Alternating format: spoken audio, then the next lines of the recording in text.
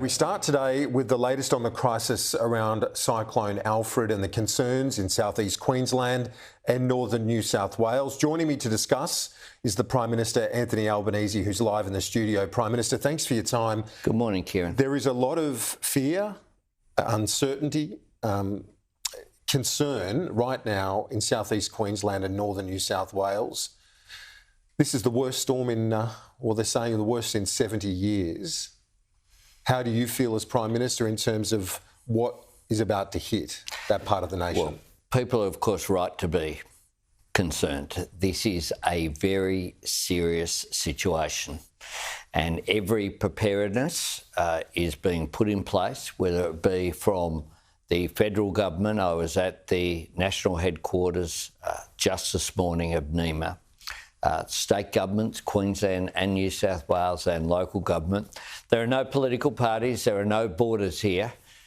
Tropical Cyclone Alfred won't recognise the Tweed-Coolangatta border, and nor should governments, and nor should peoples. At the worst of times, we are once again seeing the best of the Australian character. We're seeing the Australian Defence Force we have mobilised. We're seeing state police and emergency services and fire services being mobilised, importantly as well. We're seeing the extraordinary volunteers preparing.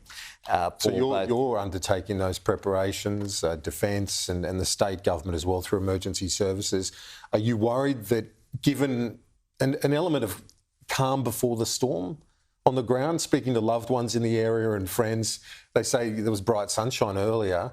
Are you worried that some residents of that area are not taking the gravity of this situation? I think because of experience, unfortunately, people will be really conscious of the threat that this represents.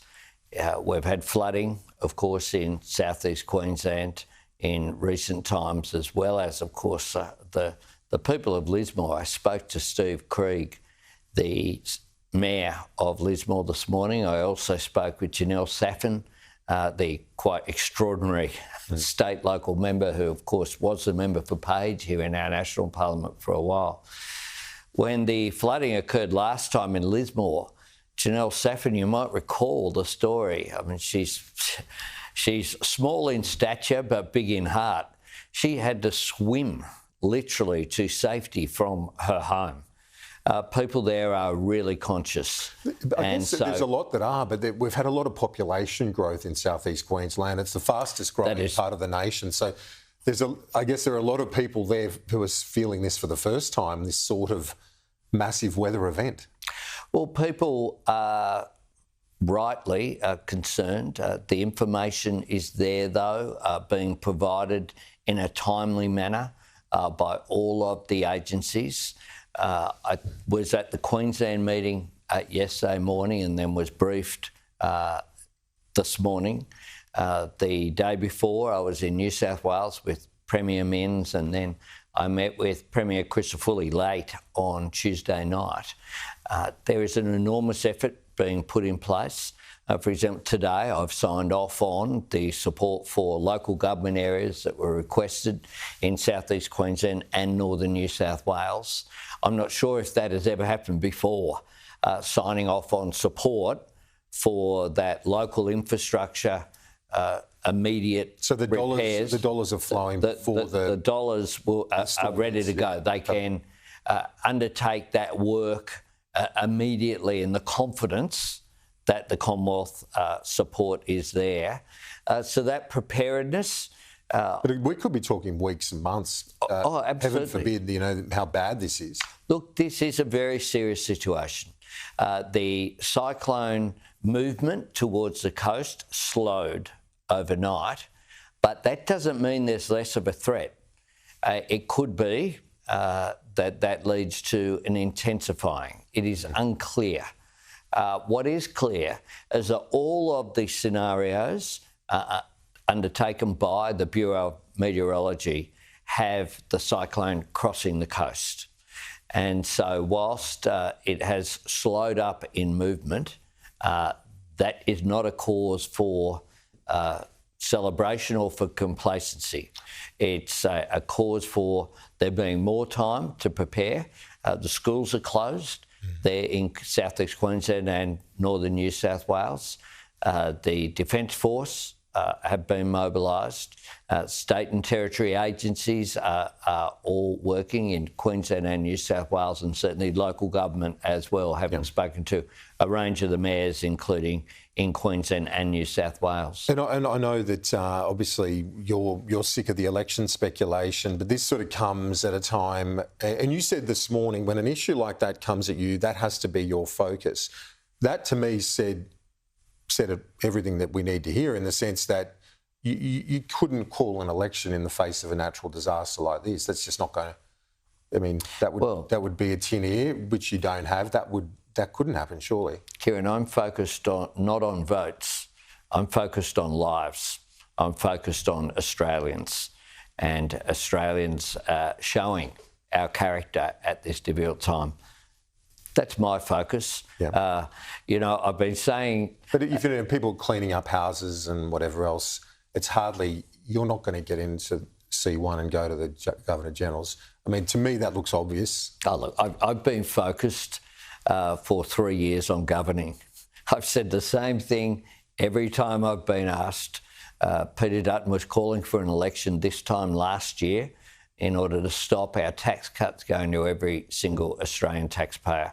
What I'm focused on is good governance. Given, and I know that you, as Prime Minister, you get to call the election, so I'm not sort of taking that role off you. I'm just sort of saying that you've got Easter, Anzac Day, and I just, to say to the Australian people and to those in Queensland, you're not going to call a political campaign in the face of a natural disaster.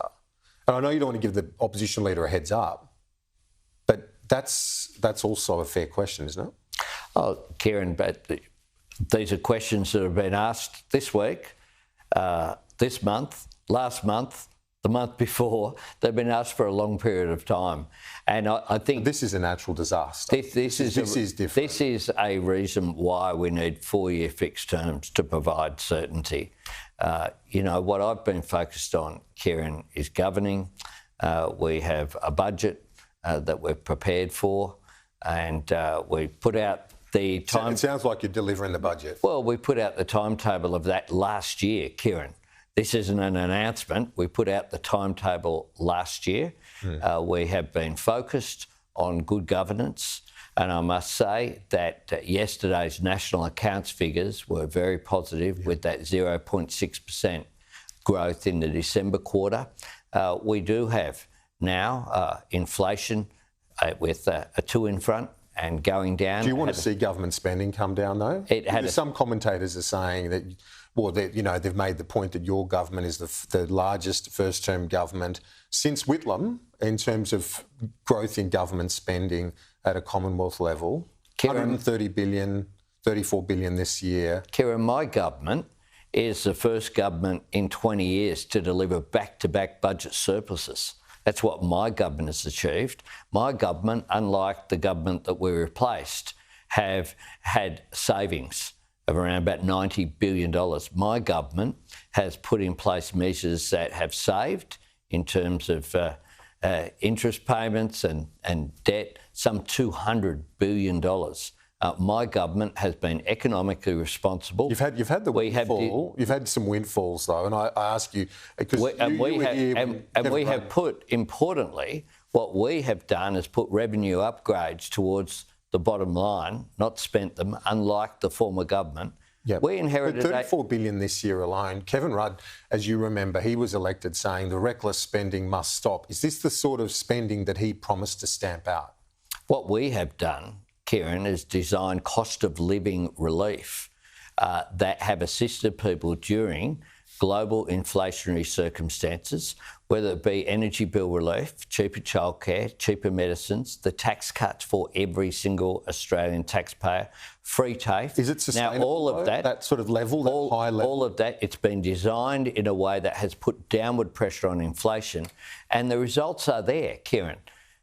Wages increasing, inflation decreasing, responsible economic management with 2 budget surpluses, and as well, government spending, cost of living of the economy is growing. Cost of living support. Kieran, the highest percentage of taxation as a revenue was, of course, under the former government when Peter Dutton had a role. But this is that area. This is outlays. This is cost of living support for people who need it, Kieran. And if you go out there, you'll rein it in. If you go out there, we will continue responsible economic management, which is what we have done.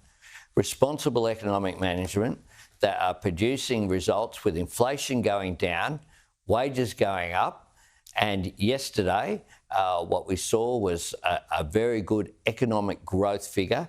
Employment, importantly, employment growing with 1.15 million jobs created on our watch, the lowest average unemployment figure of any government in 50 years. Now, what economic orthodoxy would have you say is that in order to get inflation down, you need to get unemployment up. What that means is hardship. That means pain for people. I was elected on a platform of not leaving people behind and not holding people back. We haven't left people behind. We've looked after them. Every one of those cost of living measures has been opposed by Peter Dutton and the coalition. Australians would have been $7,200 worse off if those measures weren't put in place. And if Peter Dutton has his way, they'll be worse off going ahead because he has a $600 billion plan for nuclear reactors. He has 3 policies only: $600 billion nuclear reactors, free lunch paid for by every one of your listeners but only enjoyed by a few, and, of course, cuts that he won't tell you what they are until after the Prime Minister, one quick one before you go. Well, it's difficult to make it quick because there's so much happening internationally, but you seem to suggest that you might be open to having peacekeepers on the ground in Ukraine, troops on the ground. You wouldn't seriously consider sending Aussie troops into such an uncertain part of Europe, would you? Kieran, we support Ukraine unequivocally. Boots on the ground, though? Unequivocally, we support Ukraine. We've had no request, but this is a very fast-moving issue. But the people of Ukraine have shown courage for 3 years. For 3 years now, they're into their 4th year of a land war in Europe. And this is a struggle not just for the people of Ukraine and their national sovereignty. This is a struggle for the international rule of law. So you'd be willing to? We're already providing a range of support, Kieran. We've had no requests, but we are already providing substantial support, including, of course, training Ukrainian fighters. They're being trained in the United Kingdom with Australians imparting their skills and knowledge and experience to them. I know you've got a busy day ahead. In fact, a busy 48, 72 hours. We wish you every day's busy, Kieran. Yeah, it is indeed. But tomorrow might be busier than normal. But my thoughts are really with the people who are preparing there in southeast Queensland, northern New South Wales. Just a final shout out to the amazing people who are providing assistance, whether they be on the ground there or whether they be the people I met with this morning, Kieran, who are working around the clock to make sure that people get that up-to-date details. And can I encourage people just to log on, listen to ABC local radio broadcasts, visit bom.gov.au. Queenslanders can stay up to date on disaster.qld.gov.au and getready.qld.gov.au. That's about preparedness. In New South Wales, visit ses.nsw.gov.au and stay up to date on the Hazards Near Me app that's run by the SES. Stay safe is the main message here. You can always, we can repair infrastructure, but I'm very concerned about the human impact here. And so I just say to everyone, do not take risks. make sure that you follow the advice of the authorities who are doing their best to keep you safe. Yes, indeed. And let's hope that that is the case, that people remain safe. And we thank you for your time as always. Thank you, Prime Minister. Thanks very much, Kieran.